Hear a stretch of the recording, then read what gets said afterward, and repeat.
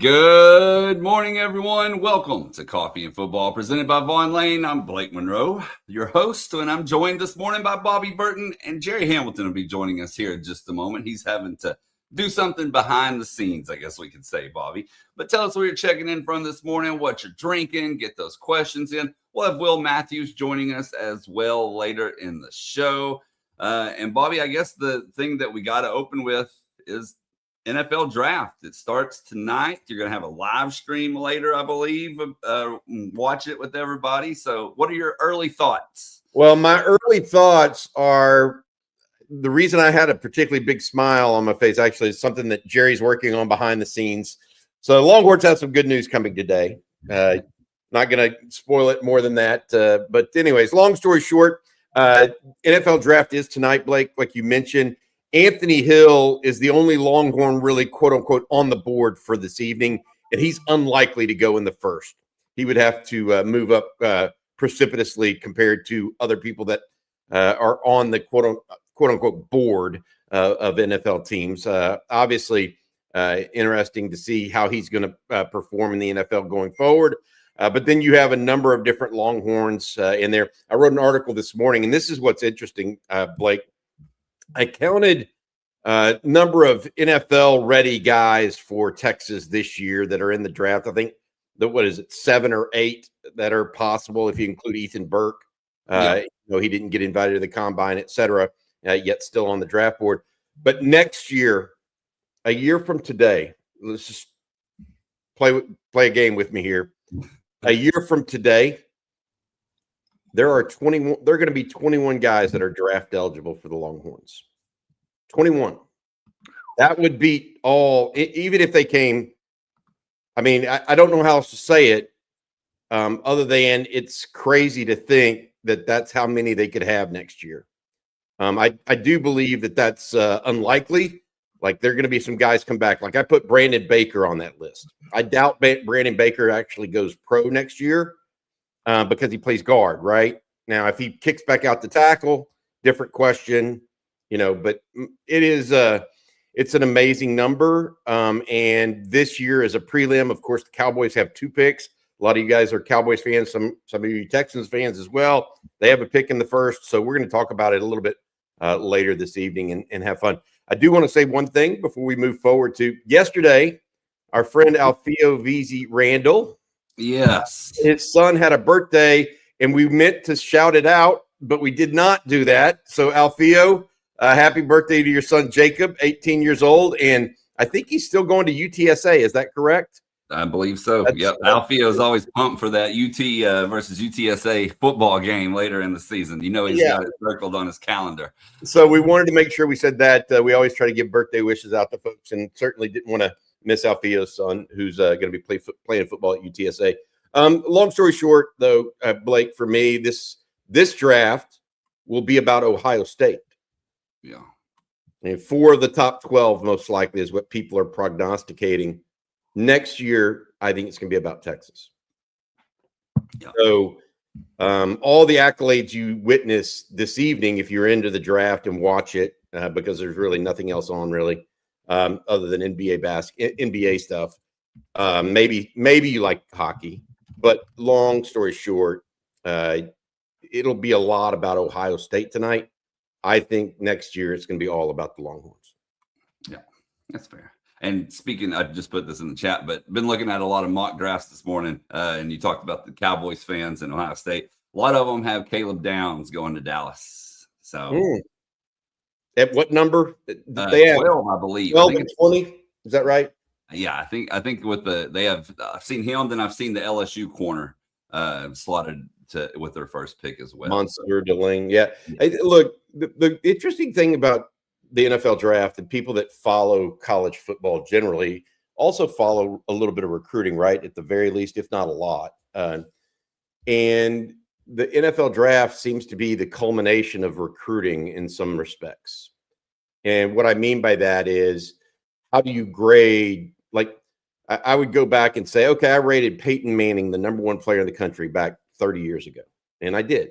And Peyton Manning ends up going #1 overall in the draft. So I obviously did a really good job of my national recruiting rankings, right? that year.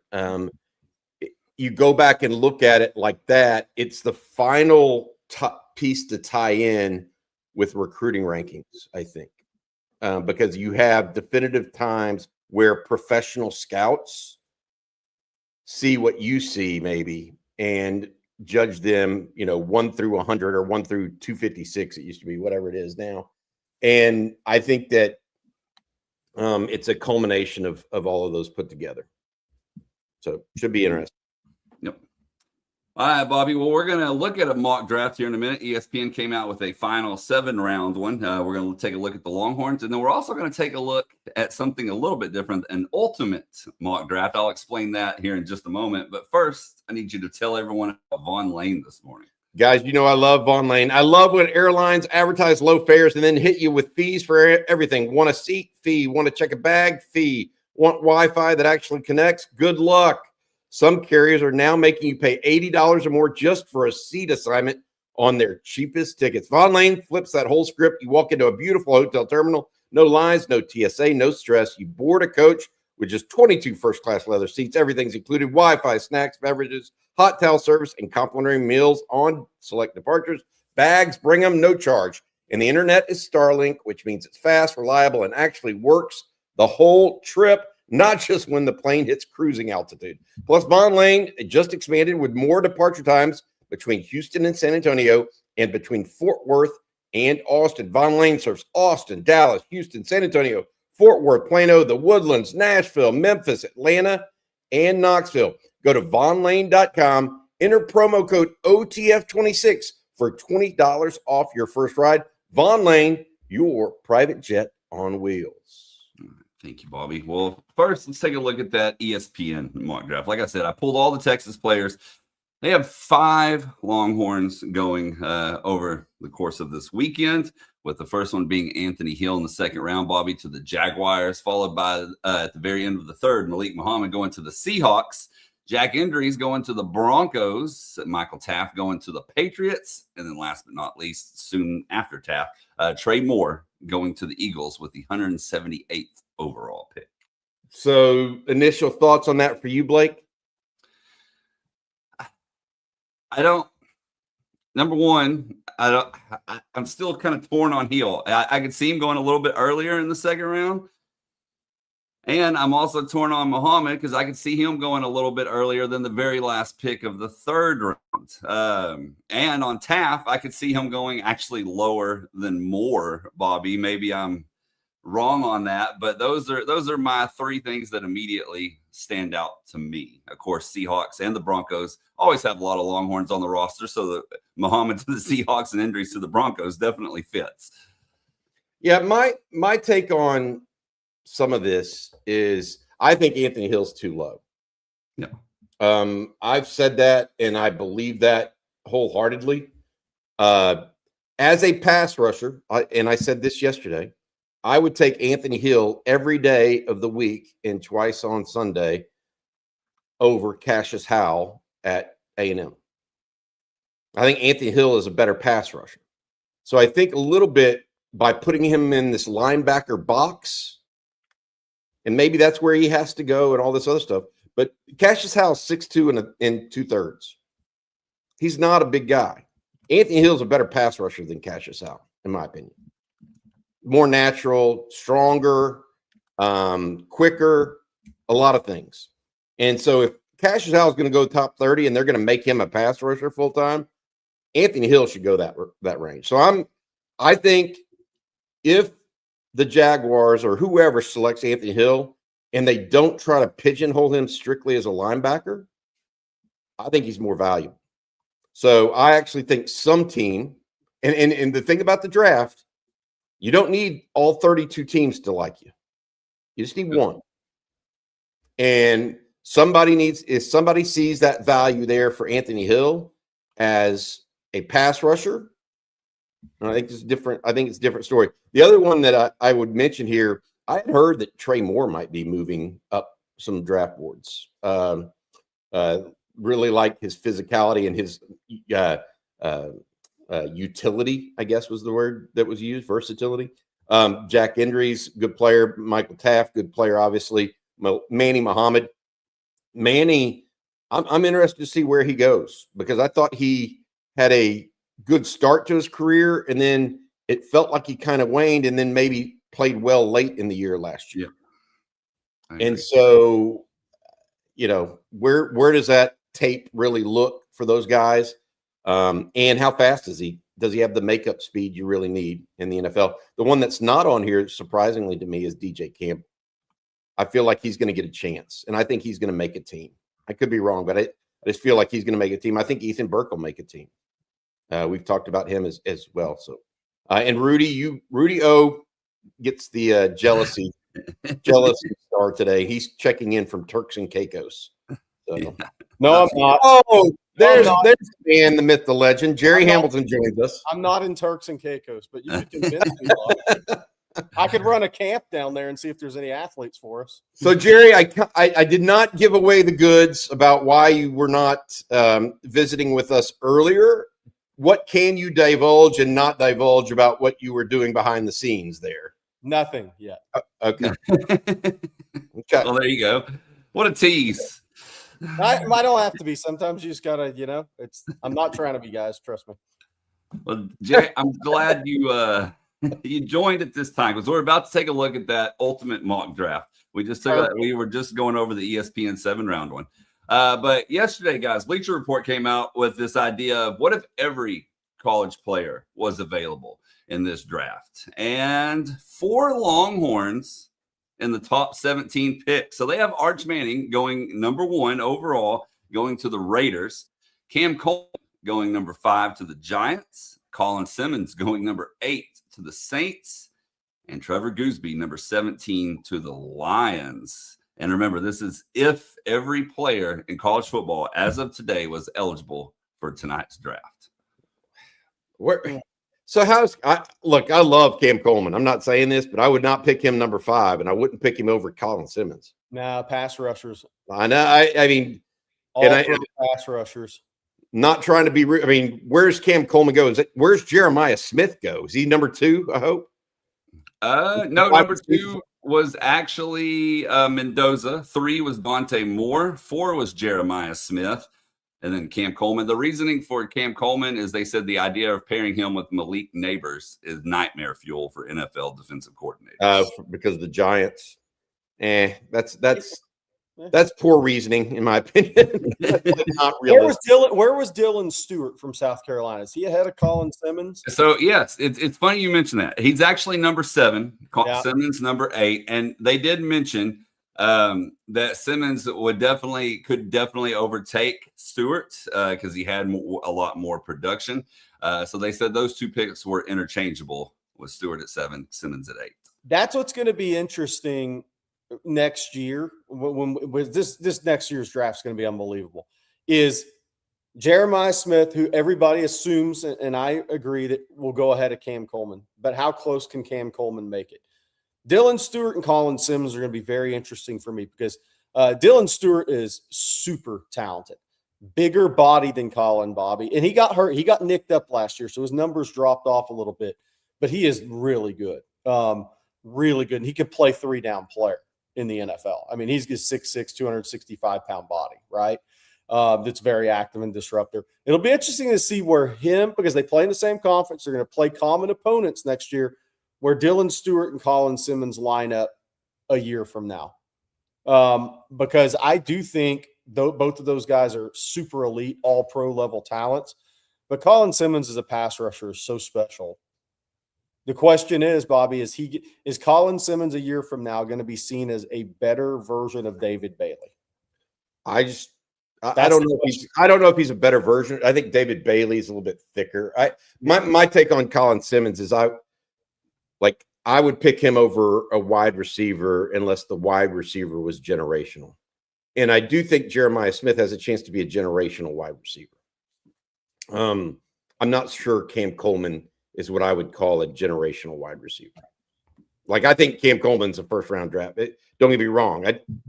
I think Colin Simmons can play football for 10, 15 years as a pass rusher. I mean, Trevor Gooseby is in that same category for me as a left tackle, potentially, given what I've seen from him and his development. I don't know. You know what else is interesting about this, Bobby? If we look at modern day, and modern day for me is 2000 plus right now in terms of an NFL draft, right? Texas has had a number of offensive linemen, Leonard Davis, Mike Williams, Quentin Jammers, a DB's gone top 5. I will say this, Cam Coleman has a chance to be the highest drafted wide receiver ever at Texas. Roy Williams went 7 in the first round. Now, I think Roy Williams is better after the catch than Cam. I think if Cam shows some yak this year, he can really even move up more. But next year's draft has a chance to set some records at Texas, not just in numbers, but where guys get drafted in the first round. Like I said, Roy Williams, highest drafted receiver ever at Texas, number 7 overall to the Lions in 2004. You know, obviously, Texas isn't going to have a running back drafted as high. You know, Cedric Benson, RIP, was drafted 4th overall when he came out. But then you get into Vince Young, went 3, highest drafted quarterback ever at Texas. And then you kind of look around at some other positions. Defensive back's not going to be challenged next year. Brian Arakpo went 13 overall as an edge / linebacker. So Texas has a chance next year to have guys go higher in the draft at their position than ever before at 3 positions. I mean, that's the reality of what we're looking at. Arch Manning, Cam Coleman, Colin Simmons have a chance to go higher at their position than any other player at Texas has before. I'm looking into something right now, Jerry. The most Longhorns who have ever went in the first round as a group, right? Yep. It seems to be 3. Yep. 2025 and 1980. Yep. And so 3 in 2025 was Kelvin Banks, Jahdae Barron, and Matthew Golden. Yep. 2027 draft, and that was what my article was about it this morning on Texas Football. Is I counted up, and you said let's talk about the elite level guys, and I think that's fair, and that's what we're talking about here. I talked about the total volume. There are 21 draft eligible guys next year that are true draft potential guys. Now, some of them will come back and play in 2027. Yep. So I'm not predicting that they actually go pro. Like Brandon Baker is a draft eligible guy that is a starter that I think will play a lot and could get drafted if he came out, but he might want to come back and move up in the draft, right? But 21. But 3, I think Texas will eclipse that number in 2027. 1 year from today. Hopefully what we're talking about is maybe a championship trophy and breaking some NFL draft records. That would be nirvana, I guess, for Texas fans. I think what'll be interesting too next year in this draft, and we got a long time to talk about it, is if the 5-for-5 rule comes into play. Now, so if it goes to 5 years to play 5, then a lot of that discussion is immediately going to turn during the season and late in the season. Who could come back and use their 5th year? Because we've seen, and it's going to be talked about because of the NBA draft and what guys are doing. Here's where I think will be interesting and different. Football is a much more physical sport, and the NFL round by round salaries are way higher than the NBA draft. So I want to point out that it'll be talked about a lot. Hey, 5-for-5, who can come back on all these teams potentially? I would say it's not going to be nearly what we see in the NBA draft because the salary, the slots for the NBA guys. I mean, a Thomas Hawk coming back to Florida for $4.5 million. Well, he was probably going to make 3.5 to 3.8 if he went in the 15 to 20 in the NBA draft. So in the NFL draft, though, those numbers are much higher. So when people start thinking about that, but yeah, look, Texas has a chance to have 15, 16 guys drafted. I don't think there's any doubt. Yeah, David Lamb Jones is the highest receiver in the NFL draft ever from Texas, but I was talking more 2000 on. But Johnny Lamb Jones went 2 overall in 80. He's the highest drafted wide receiver in the history of Texas football.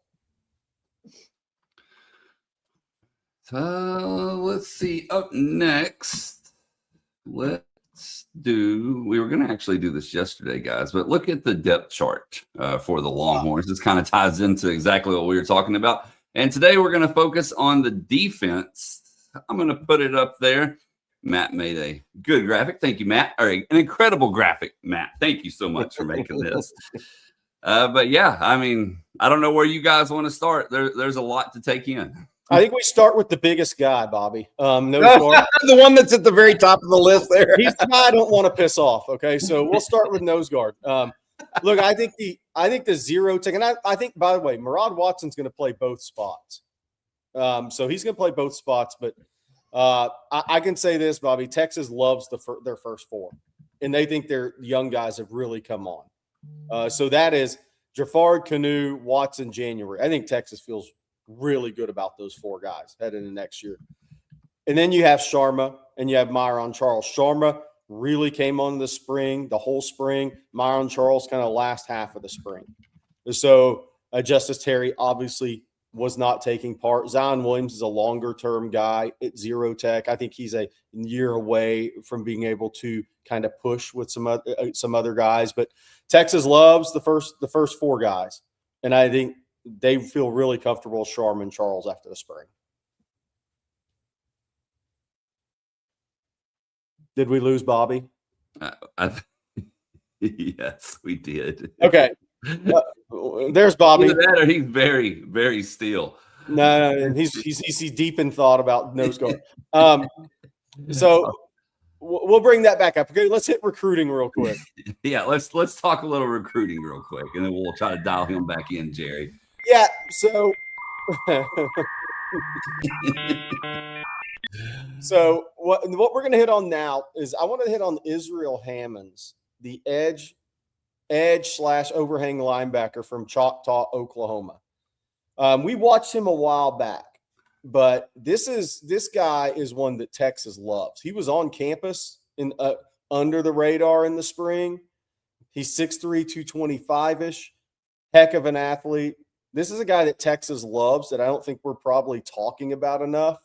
Oklahoma State is going to be formidable because he is in Oklahoma. And he's like Oklahoma State's guy, I think, in this class. They defensively in the state, they feel like they kind of have to have him some way or the other.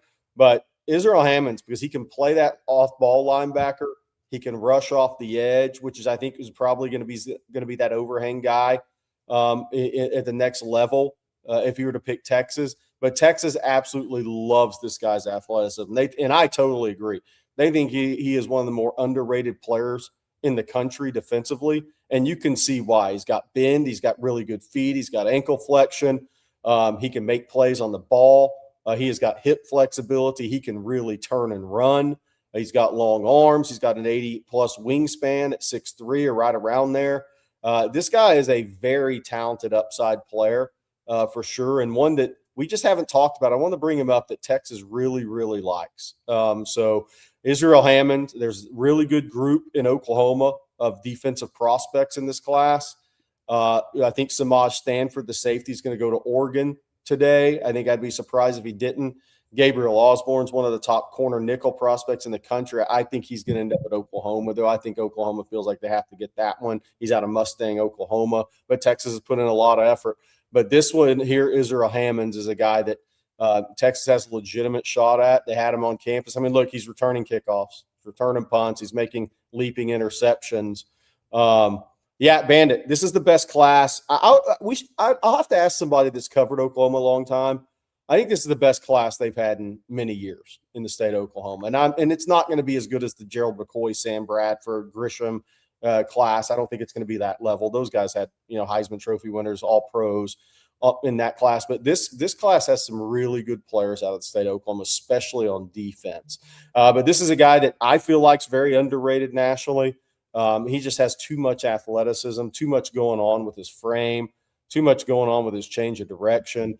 But I wanted to bring him up because this is a guy that Texas really, really likes. And I think they got him on campus this spring. He's coming back for an OV. Texas will have to fight off Oklahoma State and a couple of others, but a guy that they really like. And I think the other one they really like at this position is Jabarius Gare. Obviously, Derwin Fields is committed. He's maybe more of the traditional edge than the combo edge overhang outside backer.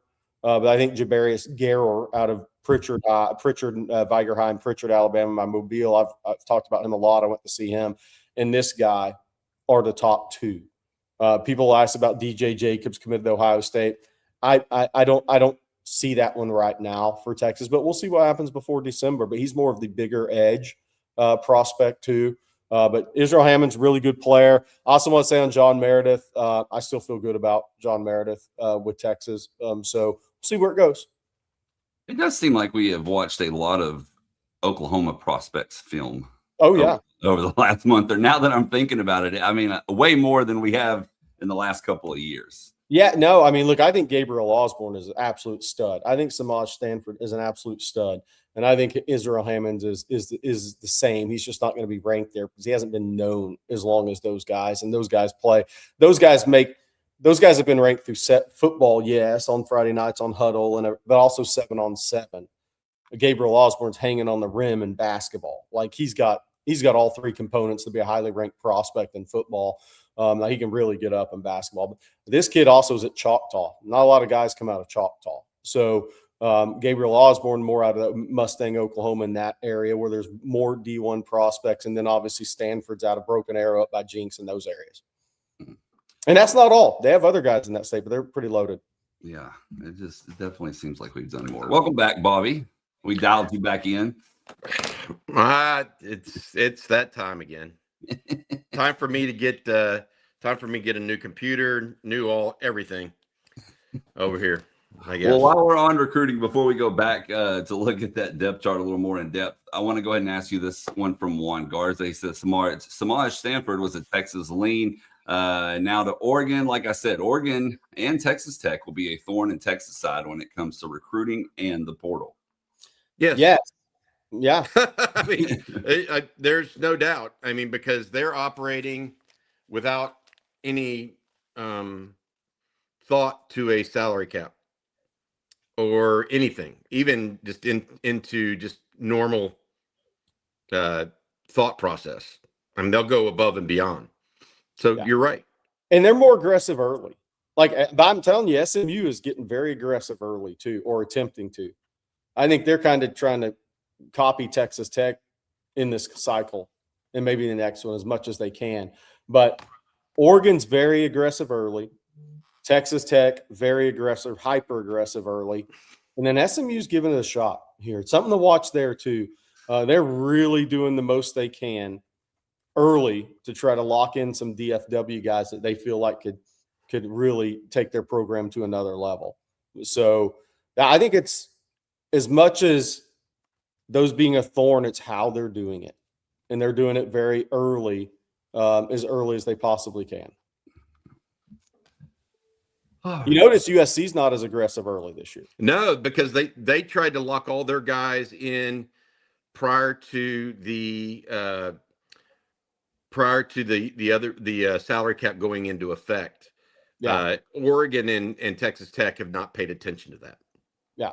Yeah. By the way, Bandit, is Texas going to let Oregon steal the number one receiver in Texas? I would say this. I think Bryson Thor is going to end up the highest ranked receiver out of Texas. He has the most talent, I think. But you're asking about the kid from Argyle. I think Texas. Watch out for Texas Tech on that one. Watch out for Texas Tech. I think Texas has him in a group with a lot of guys at wide receiver in state, but watch Texas Tech there. But Bryson Thrower has been Texas' number one target in state. Well, I was going to pull the depth chart back up, but it looks like our hosting deal has decided otherwise, and now I can't access that graphic. So I tell y'all what, I am going to bring up a question for y'all to answer, and while y'all do that, I'm going to work on fixing this here. And the question is from Chris Bacon. He says, will Phillips overtake Kobe Black at some point this season? Bobby, that's an interesting one. I'm the same with you, Jerry. So and I say this with all due respect. I mean, he didn't do it this spring. Yeah. And we thought it would happen, and it didn't. And so I think Cade Phillips, Kobe Black, first of all, came ready to go this spring. Like this was a put up or shut up moment for him, or else he was going to get passed by somebody younger. Right, Jerry? Yep. And he didn't. And so, in my opinion, we'll see. Cade Phillips has more talent than just about any DB on the roster, by the way. Yep. He has to get that out of himself. Do I eventually think that'll happen? I actually do, and I think it's possible they even give Kobe Black a look at safety. Yes. And he did place a little there this spring, is my understanding. But the reality of it for how they ended spring, it was Kobe Black at corner alongside Bo Masco. Now, Bobby Bo Masco could be another position as well. So, I mean, I think some of this is how it's going to play out is what do these other guys that were out this spring look like at safety in August? Because Kobe Black did rep there this spring. I think it's almost up to this other safety spot opposite Jelani McDonald to decide where Kobe Black's going to play next year. Because the safety spot is hugely important in Will Muschamp's scheme and defense.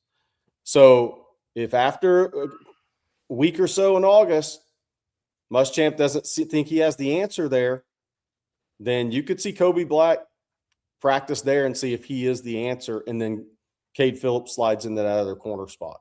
I think that's a reality. We'll have to see of what could happen, but I really think it's going to be up to those other safeties, Phil Sami, Jonah Williams, and those guys to show Blake Gideon and Will Muschamp that position is okay. And then Kobe Black would stay at corner.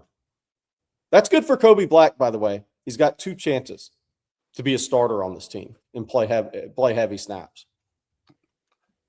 All right, well, we're going to look at that depth chart in just a second. But first, Bobby, if you don't mind, I'm going to let you tell everyone about Delete Me this morning. I could do that, Blake. Thank you very much. Delete Me makes it easy, quick, and safe to remove your personal data online at a time when surveillance and data breaches are common enough to make everyone vulnerable. Look, as someone with a pretty active online presence, this stuff matters. We're constantly putting content out, and you don't always realize how much of your personal info is just out there. Like my poor Wi-Fi connection. Your name, your phone number, even your home address. Data brokers collect all of it and sell it like it's nothing. That's how people end up dealing with spam, phishing, or even worse, scams. That's why I like Delete Me. They go in and actually remove your personal information from those data broker sites so you don't have to deal with it yourself. Take control of your data and keep your private life private by signing up for Delete Me now at a special discount for our listeners. Get 20% off your Delete Me plan when you go to joindeleteme.com/TXFootball. Use promo code TXFootball at checkout. Again, the only way to get 20% off is to go to joindeleteme.com/TXFootball and enter code TXFootball at checkout. That's joindeleteme.com/TXFootball, code TXFootball. Don't worry about the phishing, spam, or scams if you get joindeleteme.com/TexasFootball, TXFootball. I'm going to tell you all about Cheers, because you ever have one of those nights where you're like, I didn't even do anything crazy, but somehow the next morning still hits you, and it hits you hard. Like I'm talking a couple of drinks out at dinner, you drink water, you go to bed at a normal time, and you still wake up feeling foggy and having low energy.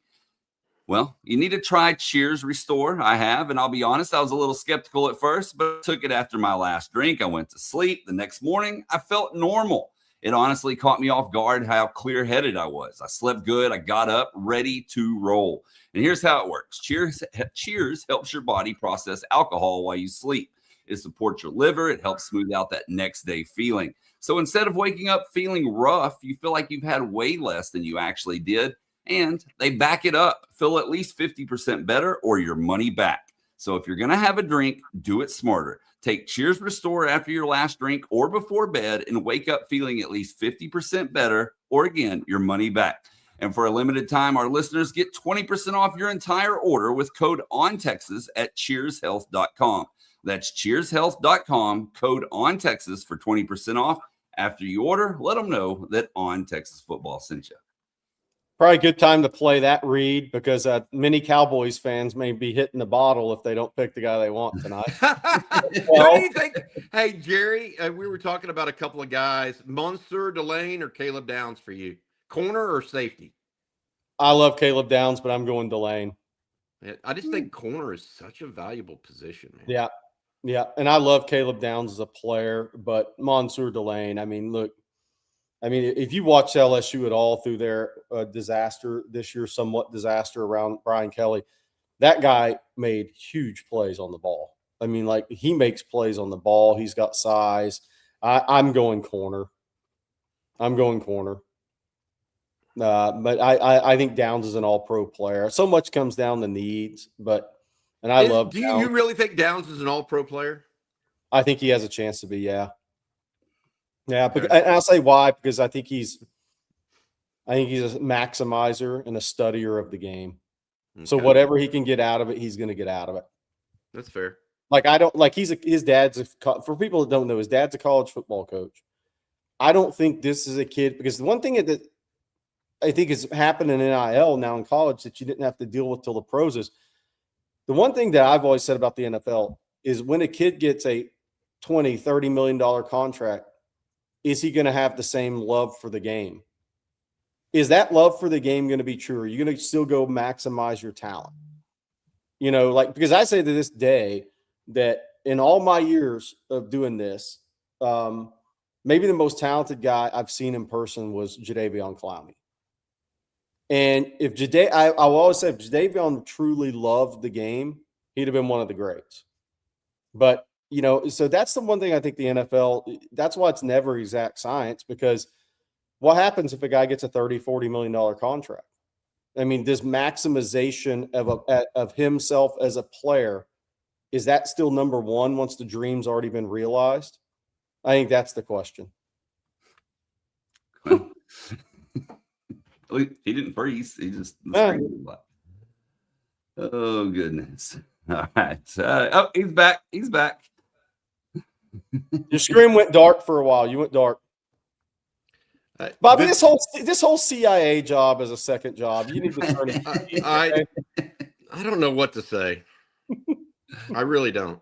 Oh goodness! All right. Well, we're going to attempt to look at the depth chart. Wait. My dad just texted me and told me I need a shave. So, and he's right. Hold on, Bobby.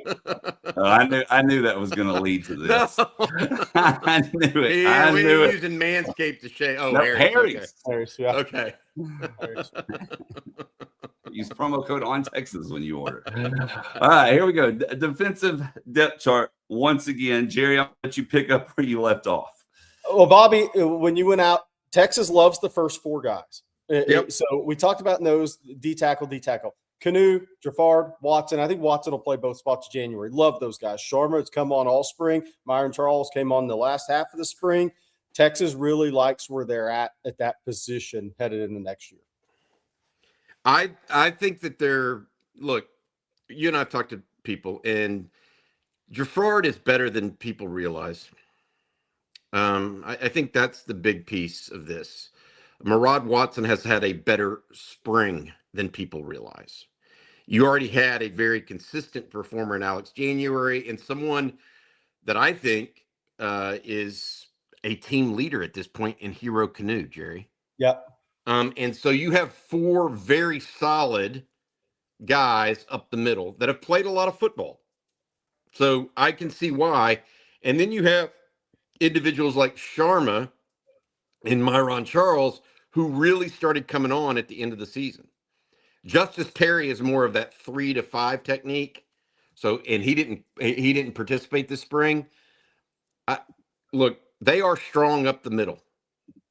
Texas is strong up the middle. That is not going to be an issue for them. Yeah. I think they're going to be able to take away the run as well as they possibly can. And Muschamp, it's a demand. Right? So I like where they're at there.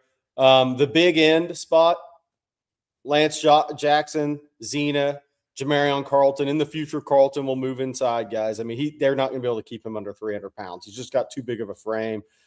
We've been saying it, but anybody who's at the spring saw just how big you can see just how big he's going to get. I'm not sure he's going to be 325 like Alfred Collins, but I'm not saying he's not either. I mean, Carlton's going to be a really good player, but Lance Jackson and Zena, Bobby, I think is a really good combination. I think Lance Jackson is really good playing the run. That I think he's going to be a good pass rusher when they move him inside. I think Zena may be a better outside pass rusher at that position than Lance. Oh, I don't think there's any. I think I don't think that's a maybe. Yeah, that's not. It's a done. Yeah, it is what it is. And Lance Yep. is going to play the run better from that position. Then you move over to the other side. Colton Vosick was actually healthy all spring, so knock on wood on that one. But Smith Orogbo he's got sneaky pass rush ability.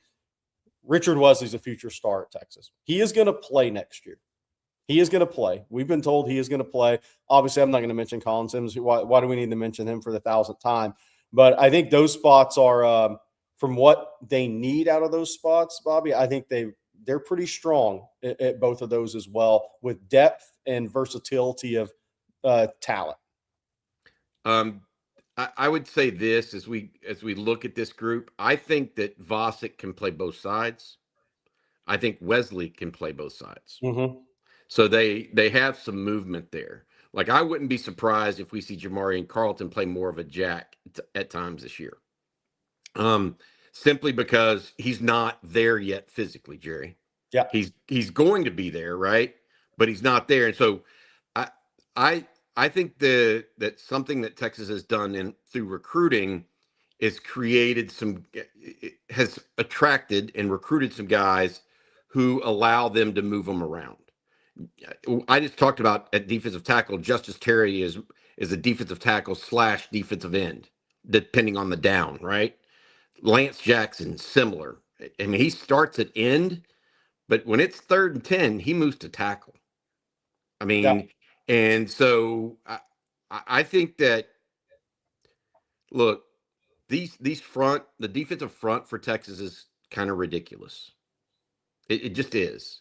I of these guys, like, that I told y'all at the very beginning of the show that I counted 21 guys for Texas that could be draft eligible next year.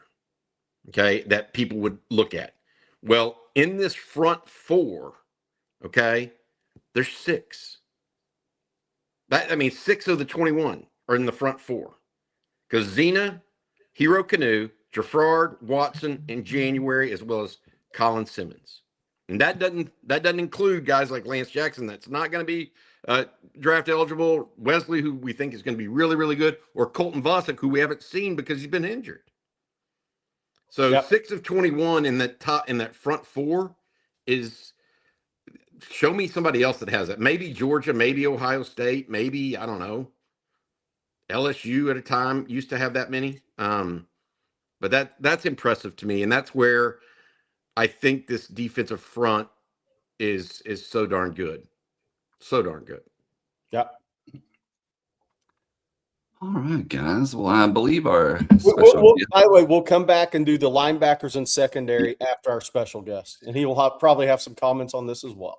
All right, so let's go ahead and bring him on in. Will Matthews, good morning to you.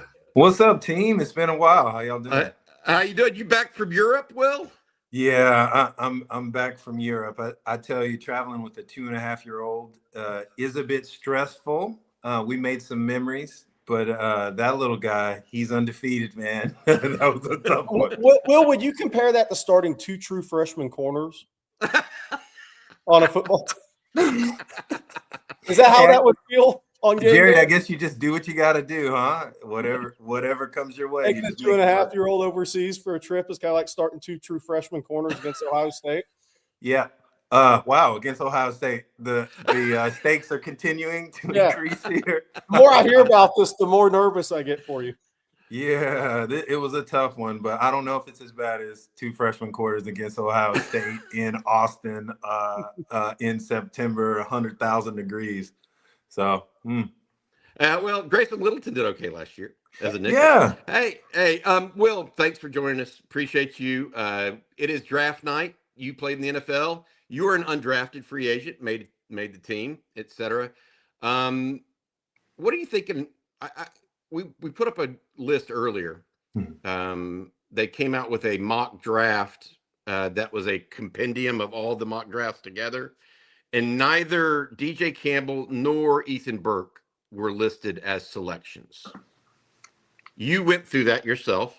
Well, What's the mindset there for someone? Like, explain as the seventh round's going on. Are you trying to? Is your agent working with certain teams? Hey, if I don't go, I'm going to sign there. I mean, how does that work behind the scenes?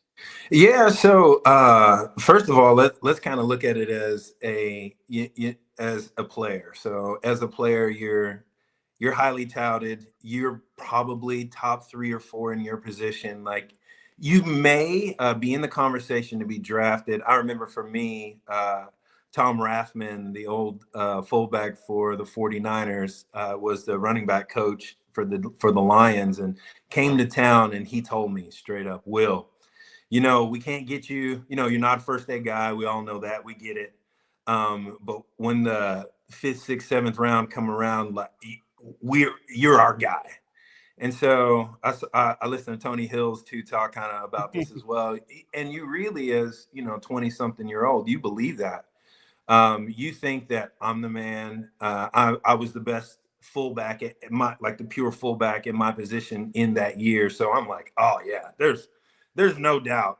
And you're getting to that round, and you're sitting with your family. I was in San Antonio with my family, with some family down there, and we're sitting in the room, and pick after pick after pick goes by, and it's really hard not to take it personal. You know, and then what happens is, so your agent is talking to you throughout this process. Hey, Will, it's X round. This team has been looking at you, and this could be your time. And so he's on the phone with them, and then the pick goes, somebody else gets picked, and things happen. But as soon as the draft is over, immediately your agent calls. And for me, I had 13 teams to pick from. And so on the top of those teams was the Steelers, the Bears, and the Lions. I got to pick either of them, kind of similar contract structure. You're going to have to go and fight. Now, 5th, 6th, 7th round can be kind of ceremonial in the sense of you still got to fight for that position. They will cut you just as fast and send you home when you're in those rounds. And so the story was the same story for me. You got to go and make the team. And it came down to the Steelers and to the Lions. I chose the Lions because Tom Rathman, I felt like this old fullback, he could definitely teach me how to be an NFL fullback. And he came to see me person to person. We sat down in Ruth Chris and had a conversation. And that's why I went to the Lions. How much were steaks back then?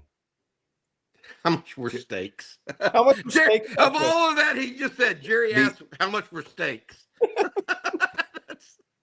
Hey guys, I can't hear y'all. Okay, can you hear me, Will? Let me drop out and come back in. It might be on my side real quick. Okay, that's interesting, Jerry. Of all the things that you could ask Will after he just went into his whole life story about the NFL draft, Jerry Hamilton asked him about how much were the price of steaks. Yeah, back then it had to be in a third. I mean, it had to be a third. The cheaper. No, I mean, what I want to talk to Will about when he gets back, Jerry, and I think that's important.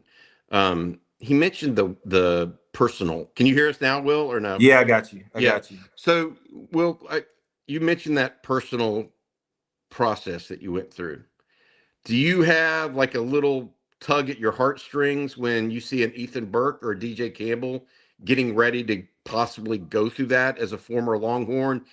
And have you ever reached out to anybody, or have they ever reached out to you about it? Because I think, look, I mean, there've been some guys, not just yourself, but I think of Marcus Wilkins or Adrian Phillips that have been undrafted, that have gone on to have long NFL careers. Yeah, I think so. The hard part about this is as soon as a guy goes undrafted, that chip on their shoulder gets pretty large. There is nothing that anybody can say to take that chip off your shoulder. And the next thing you have got to do is get to that camp, wherever that is, and show them why they should have drafted you. I wish as a player that we were a little more open with that and was like, hey, man, I'd love to walk through your experience. But really for me, I took it as these guys have never seen a more hungry, more focused player. And I went up to Detroit to take Corey Schlesinger's position and be a Lion. And I think it's one of those things that we talk later on. I know Marcus Wilkins really well. We went to high school together. He's in San Antonio, doing really well in the commercial real estate development space. We talked not too long ago and kind of stay up to date and have had those conversations. And it's almost a walk-on mentality in some sense. I'm going to go do something that I love to do, and I have the ability to do it, but I didn't get invited like everybody else. And I got to go show the world. I got to go show the world that I deserve that jersey and that I deserve to be on that roster. And you know, for me, a ton of injuries and playing for the worst at that time, the worst team in the NFL. But thank God for the perseverance and being able to take that jersey, and I've got that I've got that totem for the rest of my life. So what's your advice to DJ Campbell and Ethan Burke today? I think you gotta, I mean, if you want to take a page out of Shadur's book, that's got to be the most relevant recent guy. Now, of course, he was drafted, but definitely not drafted like everybody thought, and you know, all of the hoopla surrounding this guy. And I love what he has done, and it's really, there's nothing to say. There's nothing to do but to get to work and show that position, because what ends up happening is a guy who gets on that team, he deserves it as well as fights for it tooth and nail. What it's going to do after the feelings, it's a tough one. Don't get me wrong. Like, I was hurt and didn't want to talk to anybody about it. Like, I thought Will was going in the 6th or 7th round, and all of this. And there's nothing harder than somebody going, "Hey, were you drafted?" It's like, "Nah." And they're like, "Well, do you still play?" I'm like, "Yeah." It's kind of an identity crisis at the moment. But what everybody doesn't know is, looking back, like, it was the best thing that happened to me. That's what I needed to push me over the edge, to fight that much more, to be on that field. And that's what I would say, guys. When it doesn't happen, or if it doesn't happen, and I could see those guys being a late steal for somebody, and being drafted. Weirder things have happened. But I would say it doesn't matter, bro, whether you're drafted or not. As soon as your feet hit that soil and you put those cleats on and you get on that grass, make them know why you're there. Don't take it personal. Don't sulk about it. Get to work. And that's really the only thing that they can do. Will, is that almost like, not a walk-on, okay, but is that almost like nowadays a high school freshman or a college freshman coming in from the high school level? Is the same mentality, isn't it? I mean, because we're in the NIL world. These kids sign in December, and they all have hopes and dreams of getting on the field as a freshman. Then you watch the portal, player after player after player after player come in. Yeah. So your draft stock keeps going down a little bit. Is it almost the same mentality? Like I ask that because I think nowadays with the portal, because teams are bringing in so many experienced players, if a freshman comes in and turns your head, that's like, that kid's got, besides the talent, he has the mentality and the maturity that every coach is looking for. Yeah, and that's such an interesting dynamic there, Jerry. I think you're right on with kind of the feels that go along with that. The vibe is similar. You're the man, and then you got to go prove it to people again. It's like, haven't I done this already? And there's nothing, I mean, in the NFL and also in the portal, there's nothing crazier than somebody who has got more experience than you, who's been doing it a couple more years, who comes in and now I got to fight this guy. I got to fight another guy to get this position. I mean, like, what's the deal? And really, I think what I hope it develops in guys is that this is my position and nobody's going to take it for me. Head down, bring anybody you want. I can teach anybody how to do what they can do good, but they're not going to take my position. Hopefully that raises the bar and the standard. And also, what I would tell dudes is like, hey, you know what you got on your side as a freshman? Time, bro. You got time. Develop. You do. In some cases, like, so guys come in, most of the time when a guy gets to Texas, they're physically ready. the mental aspect and the experience are what you gain, and you have to take the time for your position. Sometimes the older guy or vet goes down, and maybe you get a shot, and maybe you take that position and you're out there on the field, but there still needs to be an incredible step from the freshman to the sophomore year so that you can be ready. You can either do that behind somebody learning, or you can do it on the field. Either way, you got time. You got the time, and take that time, and every rep has to be a rep, a positive rep, an explosive rep, something that you're going out there to take that position. But yeah, Jerry, I think you're right on. And look, it is a shot of humility for sure. It's like, and you're like, I'm a 5-star from X town, and I come in and I'm gonna be the man. Well, you're gonna be the man on the bench. You're gonna be the man on the bench. But bro, a part of this game is that's the game. It's not just about ability. You got to tell these players it's not about competition or ability. It's about what's up here. And if you can stay focused and on your game, you're gonna play. Hey, Will, we just finished up spring ball. We'd be remiss if we didn't ask you your thoughts and takeaways from spring ball. I know you made it out to a couple practices, et cetera. Mm-hmm. Major takeaways for you from 2026 spring ball. Yeah, I'm going to touch on all the things that everybody's touched on. Team speed and team ability has increased. When you walk out, you see a freshman and you see Derek Cooper, you're like, whoa, this dude should be playing. And we're talking about from third string to first string. So at Texas, traditionally, we have always got really great talent. But over the last handful of years, we haven't been able to develop or get that second string guy who can come in and there be no drop off, especially on the offensive line. What I saw specifically on the lines, offense and defense, was they were both giving it as much as they were taking it, which is a step forward. I know that there's been some reports that the line would be it is the most challenged position, and I think they've got more to prove than anybody else, but the opportunity for them to do that is huge. We got some really great talent, a first-round draft pick in Gooseby. We got a lot of good stuff there.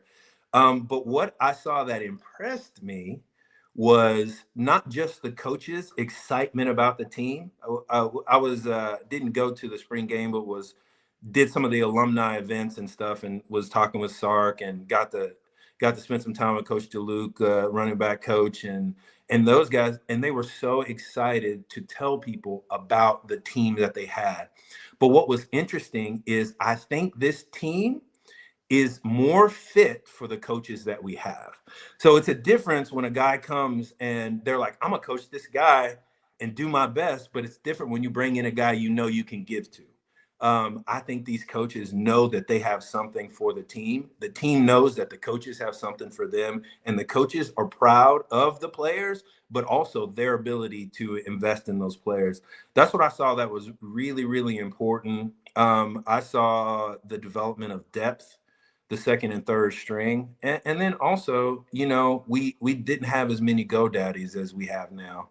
I think that's Coach Shipley's word right there. I was going to say, Danica Patrick is blushing right now. Yeah, those GoDaddies, but and Bishop and Cam and on the defensive side and Smothers and all you've got some really big names and household names and guys who can catch the ball or take the ball away and score with it. I think that's going to be really special. Will the guys win every single game and national championship? I don't know, but do we have the pieces finally?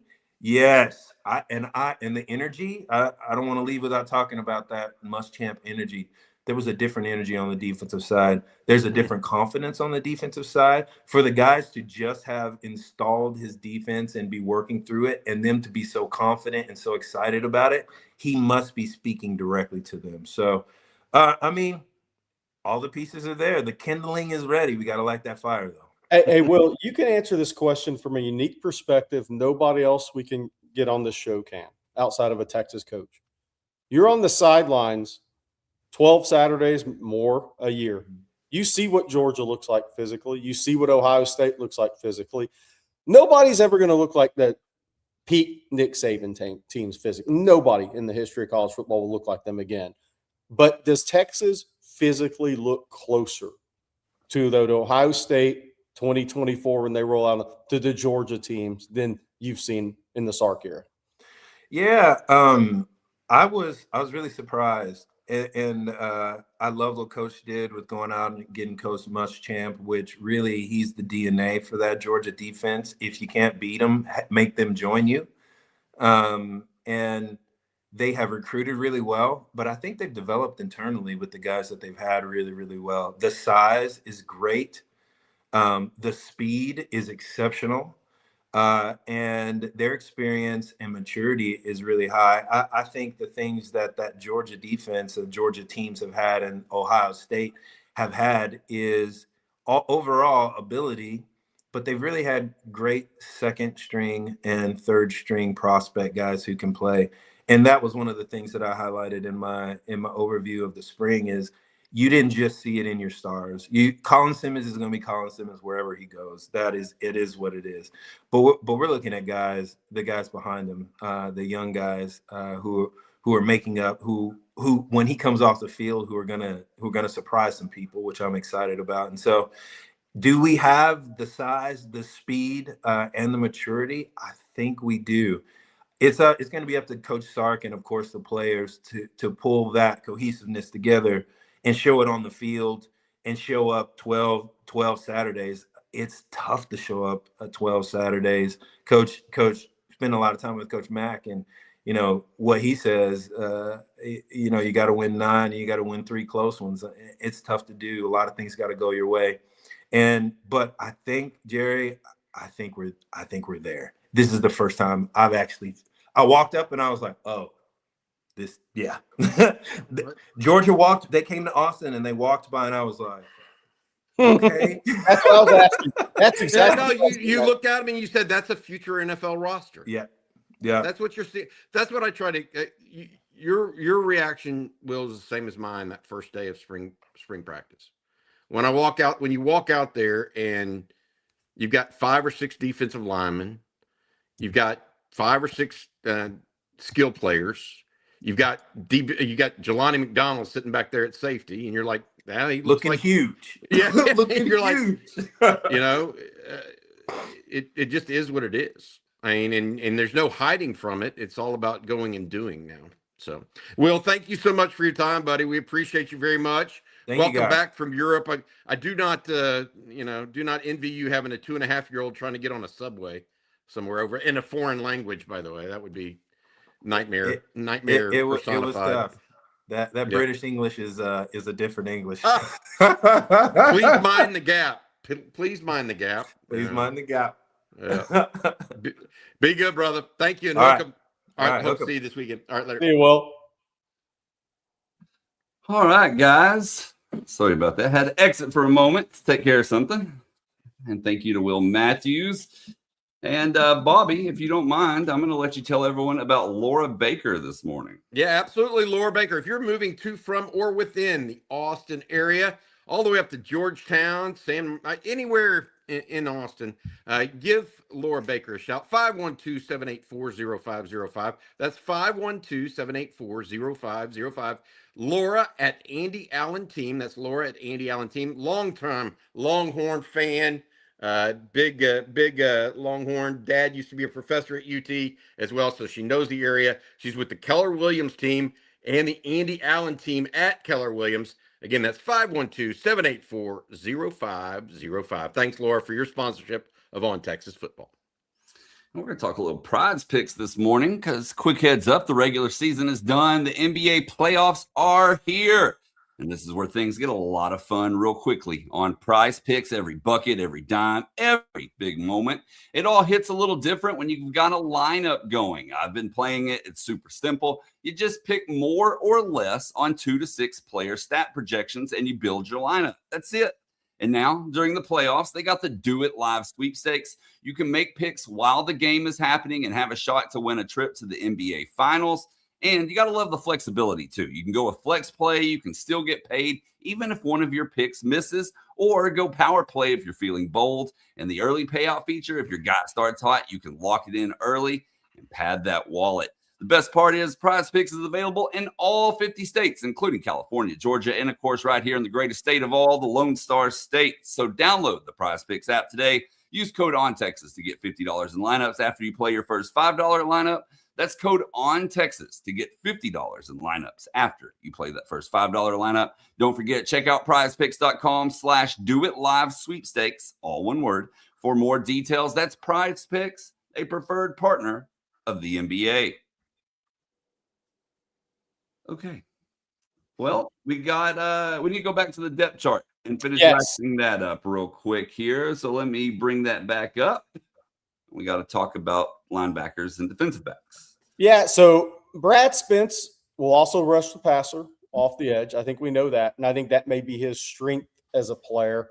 Bobby, what's so interesting about the linebackers right now is we know Rasheem Biles is a super high-level player, maybe an All-American, right? That we know Ty Anthony Smith, what he can do. Justin Cryer, one thing we were told about him, really smart player, runs a little better than you think in that A-gap, B-gap thumper role, but most importantly, knows his limitations. That's very important. He knows his role. He's a smart player. He also knows his limitations as a player. I think that's a really high-end compliment about Justin Cryer. And then obviously freshman Tyler Atkinson is there as well. Bobby, what's interesting is that the three freshman linebackers as the backups, we pretty much know who the top four are going to be: Biles, Smith, Cryer, Spence, right? You're going to have three freshman linebackers that are on some level going to be in the mix this year. A couple of those guys, probably all three, are for sure going to get snaps this year. I think that's a very interesting spot to be headed into August. It is the surprise. To your point, Jerry, the idea that those three freshmen will all play. We thought maybe coming into this, Atkinson might get some playing time because of his high ranking, et cetera. You emerge from spring saying, no, I think Texas may hit on all three linebackers, right? That being said, Biles and Spence and Smith all have one thing in common. They are disruptors, Jerry. Yep. Now, they are not necessarily strong against the power run. And so I think that's why that defensive front, the front four, is so important. But Biles, Smith, and Spence can all run. When Will Matthews said this is a fast team, part of that is the linebacker group. Yeah. This is the fastest group of linebackers Texas had in a long time. Yeah, no doubt. 100%. And 100%. so I think there's two pieces to it. One, the athleticism of that starting linebacker group, and two, the emergence of not just one freshman that's going to fill in, but they like all three of them. Koziak Paul as an overhang guy may be a long-term solution for them. Yeah. Somebody asked a good question. Where will Darius Snow fit in? More than likely depth at strong side. More than likely just a depth piece at strong side. That's the Michigan State transfer. Yeah, that's the Michigan State transfer. His dad was a really good hooper, by the way. But more than likely depth at strong side.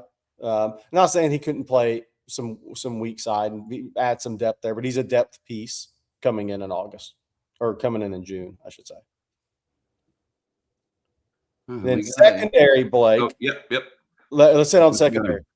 So Bo Masco was known to be good, okay, but I think still of all the players, Bobby, we've talked about this spring, he may have had the best spring of a guy that was thought to be a good player but elevated himself truly to another level. He had more than 40 pass breakups in 15 spring practices. That's an absurd number when you're going against Cam Coleman's, the Ryan Wingos, and the guys Texas has. Like, to say he had a great spring, that'd be an accurate statement. Texas likes Warren Roberson, what he can become. Samari Matthews showed some things in the spring coming out of high school. On the other side, obviously we've talked about Kobe Black, Cade Phillips. I think Texas is really pushing Cade Phillips. Then Hayward Howard Jr., who may still size-wise, I think, end up being safety. He's going to be a big kid. Nickel, obviously Littleton, Masco, Wardell Mack you see there. I think Texas has two starters at nickel. 2 starter level players, Littleton and Masco.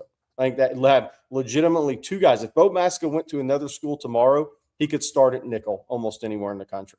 That's where I think how good he was this spring.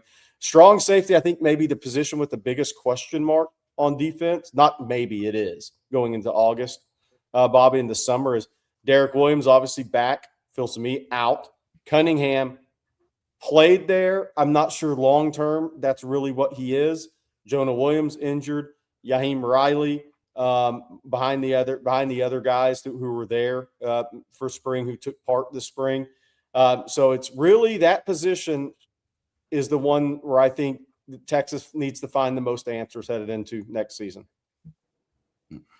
I think the 2 positions are corner with Kobe Black, Cade Phillips, that kind of ongoing battle, and then strong safety, to your point, Jerry.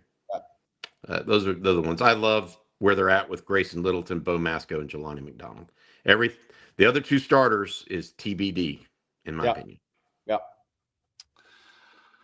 All right, guys, we got some super chats that we need to knock out here. And let's start with this one from Michael Williams. He says, back in the day, just getting drafted was a reason to leave college. Absolutely. NIL changes the game. So is it only worth it if you're projected to go in the 1st through 4th or 5th round? Cam Williams would have made more money at Texas than he did for the Philadelphia Eagles last year. That's crazy. I'm looking up Just the bottom line.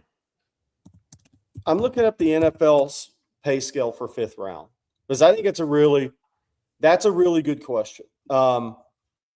So when you get down the 5th round, you're going to sign a 4-year contract worth, it's based on research last year, between 4.6, 4.8 million. So that's going to be over 4 years. Signing bonus is normally around $400K, maybe a little bit more over that, right? So to your point, I think you asked a great question. What is the cutoff? What is the cutoff? A lot of that depends on what position you are and how much upside you still have left, truly. But the cutoff, I do think, is probably where guys have a legitimate chance to make, if they're at the right position, if they're at the premium position, have a legitimate chance to make more money staying in college. I think that 4th round is kind of what you look at. Because, I mean, some people were talking about, Bobby, earlier this week, should Anthony Hill have stayed?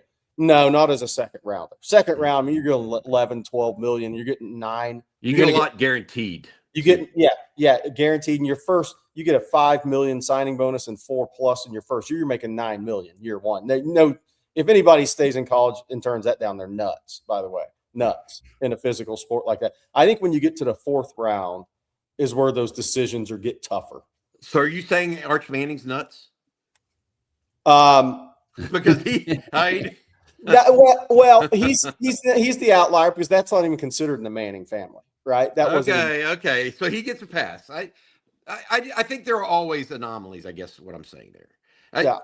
Or exceptions. To Jerry's point, though, this is the reality. NFL contracts are not guaranteed, not fully, and so Cam may have went for 4.6 to 4.8. Okay, but it's not guaranteed if he doesn't make the team. And he was going to start at Texas. I think he would have gone higher. He'd have gone higher in this year's draft than the 5th round had he come back and really buckled down. So I think that for me, I don't know if it's the 4th or 5th round. I think if it's a 6th or 7th round and you have an opportunity to come back, you probably should, if you have more you think you can develop within that system. Yeah. That's the key. If you don't think you can develop, then what are you doing anyways? Just move on. If you think you can develop, and I definitely thought Cam Williams, and I think Texas thought Cam Williams had room to develop after having only started 1 year. So, yeah. I'm not, by the way, I'm not picking on Cam Williams here. And Jerry and I both know this. I mean, Cam Williams, one of the more good guys, actually, that you'll meet. I'm just giving him as a example of where he was drafted vis-a-vis what NIL would impact the scenario. I was talking to a college basketball coach, not at Texas, late last week, and they have a guy that's going in the NBA draft. and from that staff. And you know what the college coaches are saying? The NIL is great if you want to come back, but if you don't come back with both feet in, we don't really want you back. I think that, so we talk about the money all the time, which is interesting, right? And the money to stay, colleges can definitely compete to a level on certain players. But the whole thing with those guys was, if you're not 2 feet in on being here, if you're just coming back for the NIL, then hit the portal. Because it's very interesting, the thought process on the other side of some of this is they want guys that are both feet in if you're going to pay them that much money and not just doing it for the wrong reasons. So I think it's interesting from the coach's perspective, kind of how they're thinking, how they're having to navigate through some of this stuff. It's great to stat and collect talent, but if some of those talents aren't 2 feet in, what do you really have? All right, Jerry, before we get to our last couple of super chats here, I need you to tell everyone one more time about Vaughn Lane. Yeah, I love when airlines advertise low fares and then hit you with fees for everything. Want a seat? Fee. Want to check a bag? Fee. Want Wi-Fi that actually connects? Good luck. Some carriers are now making you pay $80 or more for just a seat assignment on their cheapest tickets, or you roll the dice at check-in. Real relaxing way to start the trip, right? Not really. Vaughn Lane flips the whole script. You walk into a beautiful hotel terminal, no lines, no TSA, no stress. You board a coach with just 22 first-class leather seats, everything included: Wi-Fi, snacks, beverages, hot towel service, and complimentary meals on select departures. Bags, bring them, no charge. And the internet is Starlink, which means it's fast, reliable, and actually works the entire trip. That sounds appealing. Not just when the plane hits cruising altitude and the stars align. Plus, Vaughn Lane just expanded with more departure times between Houston and San Antonio and between Fort Worth and Austin. Vaughn Lane serves Austin, Dallas, Houston, San Antonio, Fort Worth, Plano, the Woodlands, Nashville, Memphis, Atlanta, and Knoxville. Go to vaughnlane.com and enter promo code OTF26 for $20 off your first ride. What is Vaughn Lane? It's a private jet on wheels and a lot easier than airline travel nowadays. That right there is going to be me in like an hour. That guy with his head tilted back on that video, Yeah, kind of chilling out. That's me. You're You're the one reading the instructions. Are you on a Vaughn Lane, Bobby? Is that what you're saying? No, I'm going. I want to be. I want to be kicked back. You know, I need to be in a lazy boy. That's what those chairs feel like on there. Yeah, I've been on Vaughn Lane, and that's what they feel like. They feel good. Well, we know he's on a one because the internet works on a Vaughn Lane. Oh, hey, Bobby, Blake, can we bring up one thing that's been a lot of discussion in the chat that is interesting? Kalen DeBoer's contract extension yesterday. It's interesting because he's kind of a lightning rod for people, but I just want to say I think Alabama made a good decision. Who are you going to hire? 7 years. Coach? Yeah, 7 years, $12.5 million average annual value. Look, he's 20-8 though as Alabama coach. I get it, but it's like, for me, it's like, who are you going to hire? If you just, and by the way, he walked into, credit to his confidence, walked into the toughest follow-up job of all time in the history of college sports. I don't know who came after John Wooden to beat Clear, so I might be overstating that in college football history. But it's a position that 99.999% of coaches would get fired at. You're following Nick Saban. Yeah, it's true. And the NIL world just changed the game for you. And Alabama is not Texas or Ohio State or USC or even Texas A&M from that standpoint. The one thing that guys like Kalen DeBoer proved to me, and this is important, okay? I don't consider coaches great until they can go from one quarterback to the next and keep the level elevated. He's already had 2 different quarterbacks in 2 years at Alabama. Jalen Milroe and now Tyson. Get ready to have his third. Yeah. If he can keep getting them to the college football playoffs with 3 quarterbacks, it changes the thought process there for me. I mean, we saw him at Washington, but he had Michael Penix and 3 receivers drafted in the first 2 rounds and 3 NFL offensive linemen. Let's see what he can do this year. I think that he is an elite coach. I do believe that. Would I have given him almost $100 million after being 20-8? Probably not. Probably not. Yeah. It's interesting because for the chat and for the discussion, if Alabama didn't do that and they decide to fire Kalen DeBoer next year, if he goes 9-3, who are you going to hire? Who's better than Kalen DeBoer? Kalen DeBoer's Well, he said Kalen DeBoer started off on third base. He didn't at Washington. no. So he did at Alabama. He didn't at Washington. He attracted Michael Penix. Yeah. And evaluated why. I don't even think he started on third base at Alabama, honestly, because they had too much disruption. That's not like where Ryan Day walked in the Urban Meyer's job and nobody transferred out. I mean, you had a lot of disruption in the program there. So that it's different now because of the portal, to be clear. So I think it's a little different than Ryan Day because Nick was such a name and was the best ever. I mean, Caleb Downs left. He wouldn't have left when Ryan Day was hired at Ohio State because that was pre-portal. So, or it was different game than from an NIL standpoint. So I'm not sure he definitely started on third base. Second and a half, he had a big lead though. I'd say that. But look, I mean, who are you going to hire? The question is, who are you going to hire better? I mean, that's the hard thing. Who's going to? I mean, Sark's at Texas. Lane Kiffin's not leaving LSU to go to Alabama in a year. So he has everything he needs at LSU. I mean, who are you going to go out there and hire somebody that's definitely better? That's the question. And I think Alabama probably did their due diligence on that and said, nobody. We better invest in this guy who's proven, who's been to the college football playoff at 2 different schools.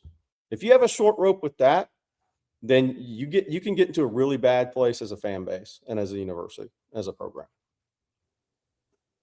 All right, we got a couple of supers to end the show with. One Garza says, and thank you, Juan. What did you all think of the interview that Sark did with Josh Pate? Thoughts and takeaways? I haven't watched it yet. So I'm a bad person to ask that. I will watch it probably today. Look, I will say this. I don't even feel like I need to watch it. In some respects, I'll listen to it to see if there's anything new that pops up. But Sark is, no matter where he goes, he says the same type of things no matter the audience. Like, I don't think he plays to or panders to his audience or the person he's speaking to.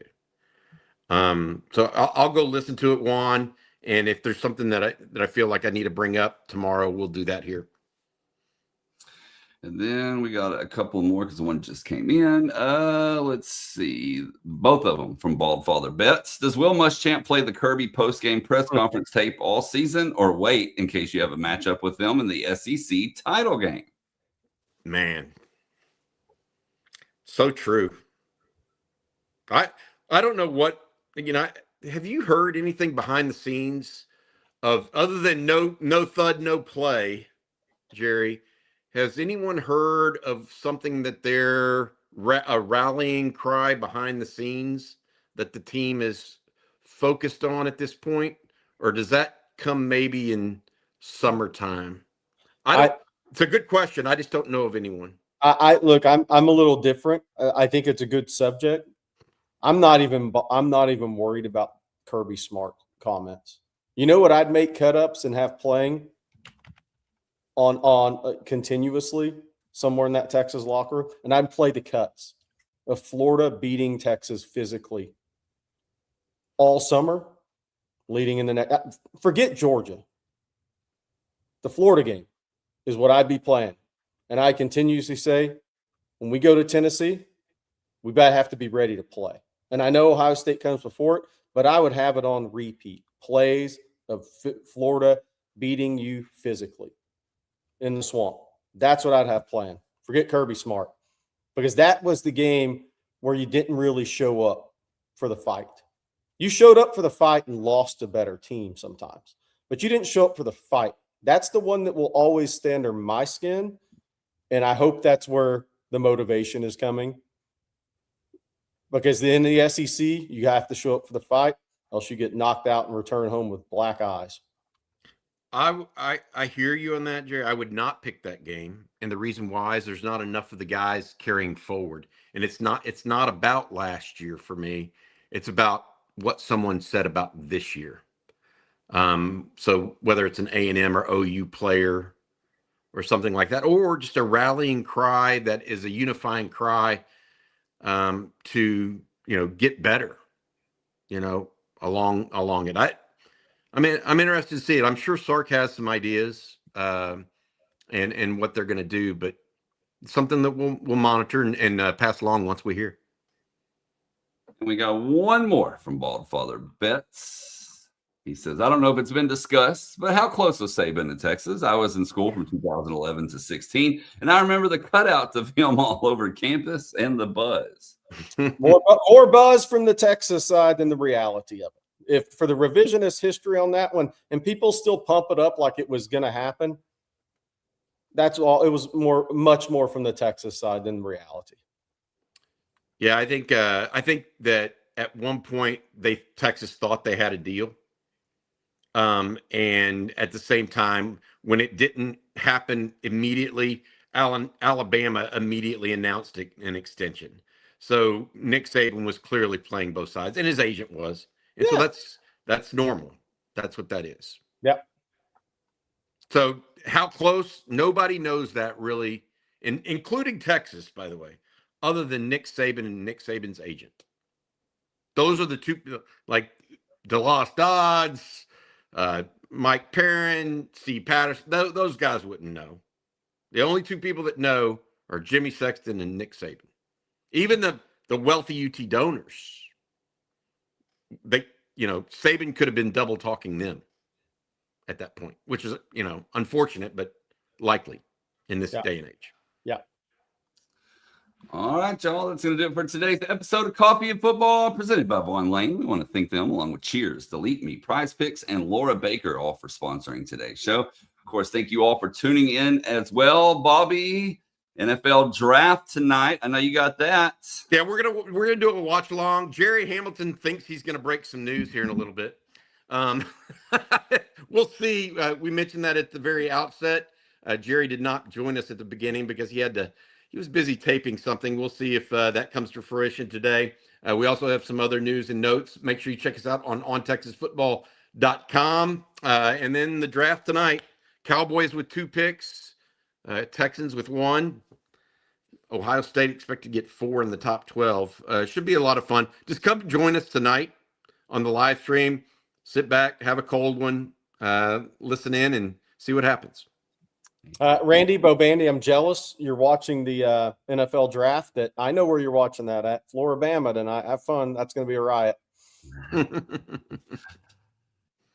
Don't forget to hit that like and subscribe button, ring the bell so you're notified anytime we go live, post content, whatever it may be. And between that and ontexasfootball.com, we got you covered around the clock. We hope you all have an outstanding day today. We'll be back same time, same place tomorrow morning. So for Bobby Burton and Jerry Hamilton, I'm Blake Monroe, and we'll see you then.